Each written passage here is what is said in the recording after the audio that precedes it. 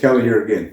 This is going to be part 3 of our series on the brake system repair on the 11 Corolla with the 1.8. So this one we're going to show you how to service the rear brakes, okay? Clean and adjust pretty much, all right? And check the wheel cylinders, make sure they're not leaking. Okay? Enjoy.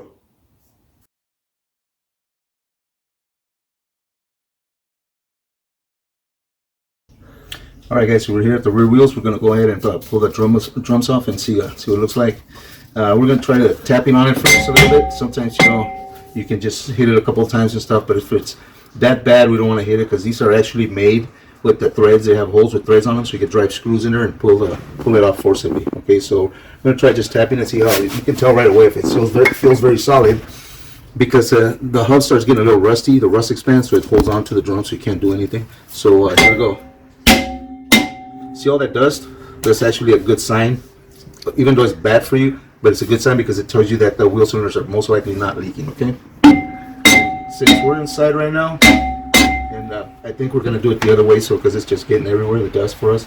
So actually try not to breathe it. That's one thing I didn't mention. And because it is hazardous.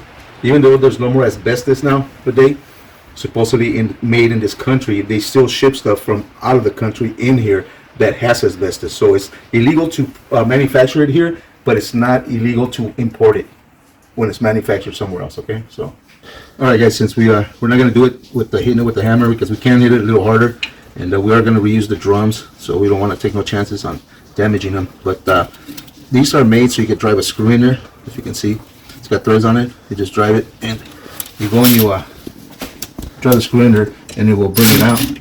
It'll bring it out. See, forcing it out. Now I could just actually tap it here or here, but I'm not going to do that because there's so much dust. I'm just going to put it on the other side too. Usually I use 2 for this, but can't find another one. It's just an 8mm bolt. I'm not sure if it's 10.25, but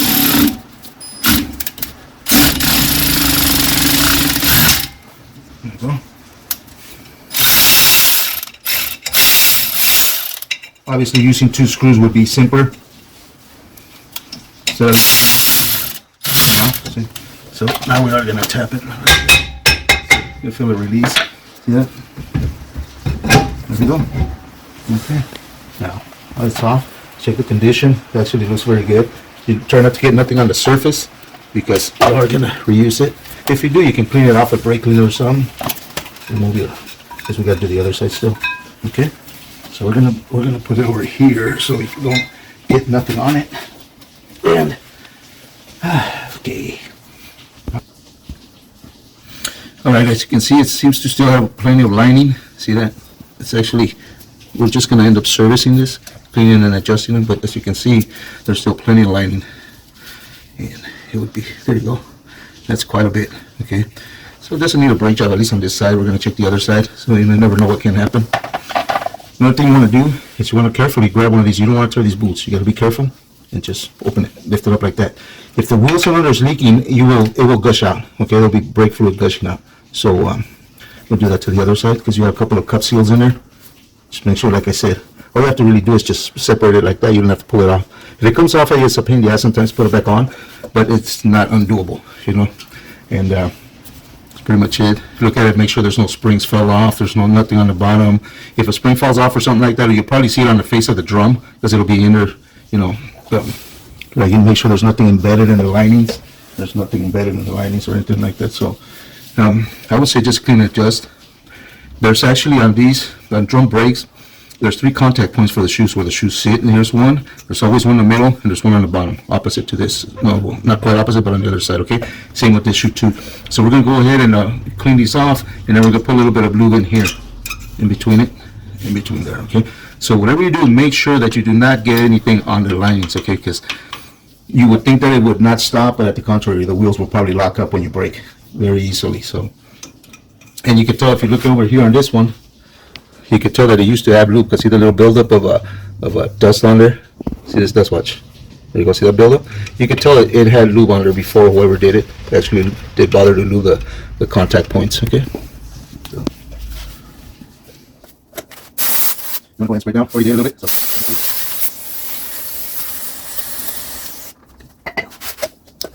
A little bit of emery cloth. We want to take the rust off of here. because this is what's keeping us from removing the drum with no problem. The rust there, okay?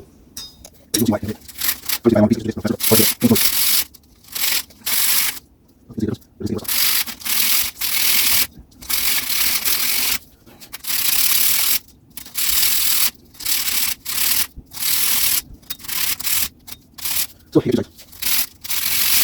over there.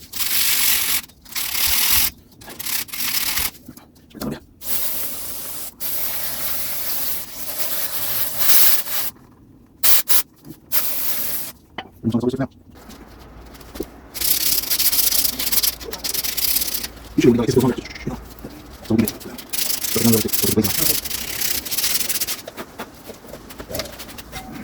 do the same to the drum face, just nice and smooth, evenly.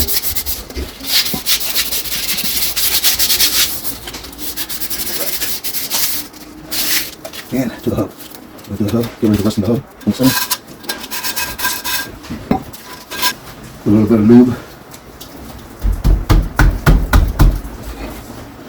What you want to do is you want to put it in between here, okay? Between the little piston and the shoe. That's what we're going for here, here, here, here, and here between the anchor and the shoe also. Okay? That's what the job is. That's what the mission is. Okay? Something like this. Something like this. Not too much. Okay? Something like that. Into the mount. Okay? Remove the excess. Make sure you don't get none on the lining, because then you're going to have a problem. You're going to have a wheel locking up or something. All right. All right.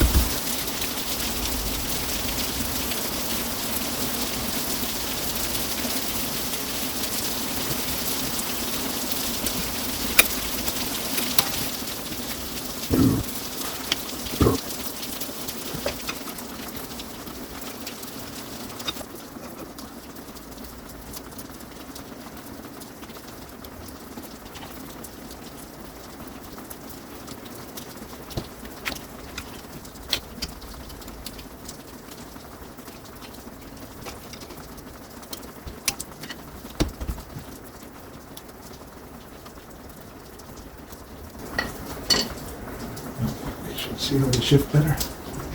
Yeah, I had to tap them, remember? Yeah. I had to tap them now. They better. So, one last little stuff. Make sure you don't have grease on there, that's for sure. Take it off, brake cleaner, whatever you need to do. Okay?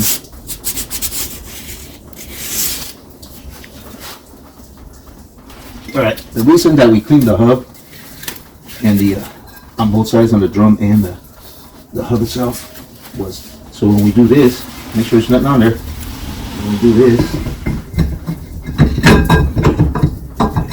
see, when we do that, we can do this. Okay, remember we had to use that, force it out.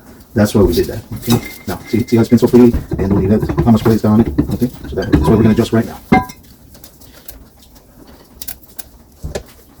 Okay, this one goes up. I usually start off with maybe about 3 to 5 clicks. 1, 2, 3, 4, 5. If it's too much, you can always back it off. The drum will not go in. Don't force it in, because you'll have a problem taking it off. Okay, there you go. One thing you want to do is that it'll help center the shoes. Okay, 3 clicks. That's 5 clicks, correct? Yes. 6, 7, 10. Okay, still goes in pretty good. Okay, if the drum is warped, you would figure that if you turn it, I would say that's about 90 degrees. Then it would lock up, and you know you're there. Okay, so that's a little bit different here than here. About the same thing. Let's start getting close. Okay, let's go. I think maybe another 2 clicks. 11, 12. Good. Yes, you can still do this so much, and then you do this. You know it means a lot. Okay, but by doing that, you keep centering the shoes more and more. Because remember how we want to just spin it. Okay. 15, 15. That should go more, but I'm gonna go slow on this.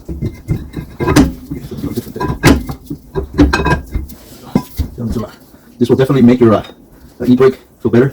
Is that 13? 15. And clever. Another 3. So there you go. See, you guys starting to get a little tough.